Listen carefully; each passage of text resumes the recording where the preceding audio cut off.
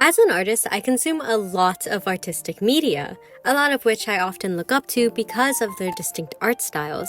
I love this. I love styles that you can just tell that there's a lot of love and effort put into it. There is this very common art challenge amongst the art community called the 20 Art Style Challenge. In this challenge, artists try to replicate art styles from content that inspired their art style in the past.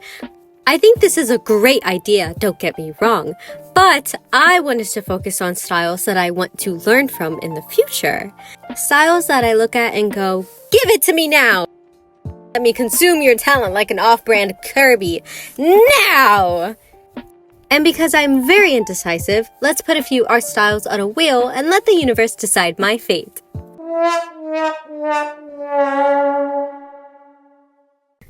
I think as a whole, my art style is okay. I really like that the things I enjoy are definitely obvious when you look at my art style.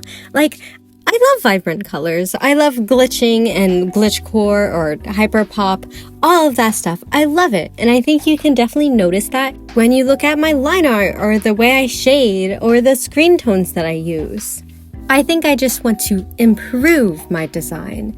A big part of it is my stylization. I want my art to be very, lack of a better word, shapy. And I want things that are like distinct to me, like a shading style that most people don't do, or the way I do my line art, you know? I guess I can say that I just feel like my art style is a little bland and I want it to be pushed more.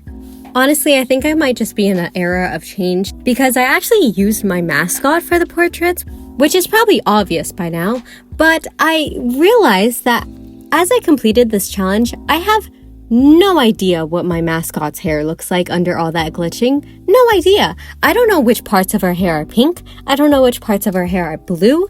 I think this is mostly because I haven't thought about her in a 3D way. I haven't thought about what she would look like on a complete turnaround. And I think that when I took off the glitching for the styles that I needed to replicate, I didn't know what to put. I didn't know where to put anything. So I think I might have to go back at some point during the summer and create a different hairstyle for her. So I guess look forward to that. But between me and you, if anyone asks, the character's designs and hairstyle is completely different because I wanted to replicate the art styles. That's it. It's just the art style, guys. Guys, don't think about it. Don't think about it. Don't look at it. Just shit. Don't look at it. It's fine. It's fine. It's fine. For my first art style, I am doing, drum roll please, Emirichu. Although I have always known Emirichu, I only really started to deeply enjoy her videos in the recent months. I think a lot of it is that I admire the way she produces things. Like, I really like the way she talks. Her voice and tone is very engaging, if that makes sense. Every time she says something, I just see her vision. I'm just like, yeah, tell him, Emirichu, tell him. And it just, her scripts always have a very nice flow to them that I really want in my videos. So I just look up to her. I think it's also just very admirable that she's very consistent with her work, but isn't afraid to like play around with different types of videos, if that makes sense. Like, she's consistent, but she also always has something up her sleeve. Does that make sense? It keeps you wanting more every single time she posts. And again, I just think she's very cool. That's if I haven't made it obvious, I really like Emirichu. Art-wise, since I was a kid, I always loved her art style, especially the amount of detail she puts in her eyes. I think she does a really good job when it comes to balancing her style. Like, her line art is very flowy, it's very easy to look at, and then her eyes are very bold and dramatic, and it's a nice balance. You don't feel overwhelmed or confused every time you look at her art. It's just very pleasing to look at. And I just love this. I think it takes a lot of talent and hard work to be able to pull it off, and I want to do this in my own style. But when it came to the replication process, I think I did a I definitely tried. I'll give myself an A for effort. I don't know if it was because it was my first style that I replicated. I don't know if I just got the brushes wrong or the proportions. I don't know if it's like the line thickness. I don't know what exactly I messed up. I just can tell that there's something that's not clicking. I don't know what exactly it was. I even asked for some assistance from G Soul Knight on YouTube because she actually participated on this trend as well on their channel. But even with their advice, I just don't think I stuck the landing very well. I think there is a slight resemblance, like if you like turn the picture and then put it from far away and then squint your eyes a bit, you can kind of see that it's like Emirichu inspired, but I just something is off. I don't know what it is, but something is off. If you know what it is, let me know down below. I do definitely want to try the style again though, because I just think there's a lot that I can learn from. But as for right now, this is what I have. Next up is Danganronpa! Danganronpa! We're done with the video. I love Danganronpa. Okay, so this one is technically like a cheat because technically Danganronpa already has impacted me, but let's just let it slide because I think it impacts me more on a writing standpoint than an art one. So it works. It works for the challenge. It works. I like the art of Danganronpa. Obviously, my sprites are based on the Danganronpa ones. Honestly, a lot of what I like about Danganronpa is just the stylization. I can say all I want about how I don't like the designs in Danganronpa and how, honestly, I think Danganronpa makes some very distasteful decisions that I don't agree with, especially when it comes to its female cast. But what I can say from a visual standpoint is that I love how much shape there is in the art, especially when it comes to their wild hairstyles that don't really look out of place. I also just really like how Danganronpa styles its eyes. Like Emirichu, Danganronpa has an eye style that is very distinct to that brand only. Like if you take a character and crop out just their eyes, you will still know that that is a Danganronpa character. I think a lot of it comes from like the loop in the eye and then the fact that the pupil is just a tiny circle. I think a lot of art styles focus on making the pupils larger because it's cute. I do it too. It's cute. But I think the fact that Danganronpa goes against the grain makes it stand out a lot more. Other things I enjoy are the line weight and the wrinkles that Danganronpa has. I know the wrinkles is just like a small thing, but I think they have a really good grasp of where wrinkles should go in designs. Or at least I think they do. I could be completely wrong. I don't know how to draw wrinkles, so this could just be a blind leading the blind situation. But I don't know. I think they look good. Another thing that I really like that I didn't really realize until recently is that Danganronpa has a type of film on top of their sprites that give off this like almost grainy texture. And I think it just ties the whole look together, and I think it looks really good. I was one of those kids that were introduced to Danganronpa in 2020 COVID lockdown. Everyone was cosplaying it. That was my introduction to Danganronpa. So I have been around the style and have replicated the style before. So I wouldn't say that I struggled a lot with the style, but you know what I did struggle with? The colors. Oh my gosh. Everyone can see it. My protagonist has a very, very, very colorful style. Honestly, most people say that it's neons. Yeah, bright. She's a bright girl.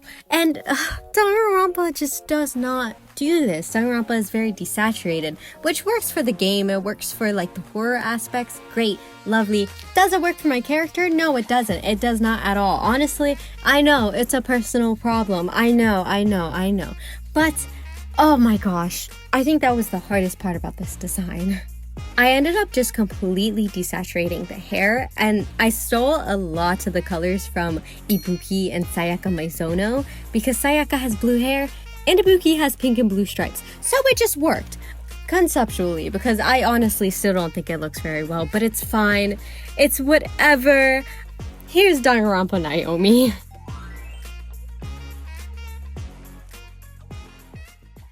Next up is Mov Kai, my beloved! Mov Kai, my best friend! Mov Kai!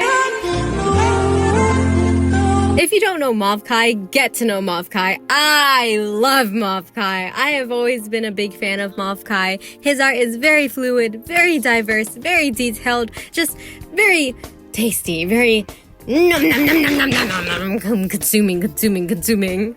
I'm gonna let you guys in on a little secret. Mov Kai was actually like one of my main inspirations for YouTube. I know, right? I found them when they first posted their original Miku video, and I loved it. I thought it was a really good concept. I thought the fact that they made videos about designing Miku showed that you can make videos about things that are more niche. You can make videos about things that make you happy. And I think the fact that they did that inspired me to start my YouTube career. Career is such, oh, that's such a statement. But to just keep going. And to this day, they still inspire me a lot with my art. I love how simple yet detailed their art is. Every line feels meaningful and just masterfully placed. Masterfully? Just big brain placements. That's Mov Kai. For references, I used his Kokomi piece from their newest video, which is their turning Genshin characters into D&D characters video, which is really good and you should totally check out. I think in that video alone, you could just tell that they know what they're doing. Like, their practice with figure drawings really seeps into their art in such a meaningful way, and their ideas are just so creative, and I honestly wish I could just take their brain and plop it into mine, stealing all their ideas like a little parasite I am. I really like the way they color, like the colors that they use. My favorite part about their art is that their nose and their lips and like the line underneath their neck, like the neck shadow, is colorful. I don't see that a lot in a lot of styles, so I think it's really cool. I don't know, I just think Mov Kai is very underrated, so please check him out if you have time. I will link their videos in their card right now. Did it work? Next up is Muse Dash. I have nothing to say about this art style other than that replicating it was a pain in my... Don't get me wrong, this is a beautiful art style. It has some of the best use of colors that I've ever seen, and I am obsessed with the details in the line art and the eyes. Although it's small, it adds a lot of depth to an otherwise simple style. But with that being said, I have never struggled so much with a drawing than this one. This art style took double the amount of time that the other drawings took. The other drawings were like 2 hours. This one was 4. This one was 4 hours. I think I might shock a bunch of you right now, but I actually don't know anything about Muse Dash. I know, guys, hold your gas containers. Please don't burn me at a stake. But rhythm games give me a lot of anxiety. I don't like the time aspect. I've played rhythm games before. I was alive for the Simply Piano era. Please, it's always fast. Even on the slowest time, it's too much for me. I freak out easily. Please don't do this. But every time that I am struggling or need inspiration, I always go to Pinterest and I see Muse Dash and it inspires me to draw. So I will take it. I think it's classified as an inspiration.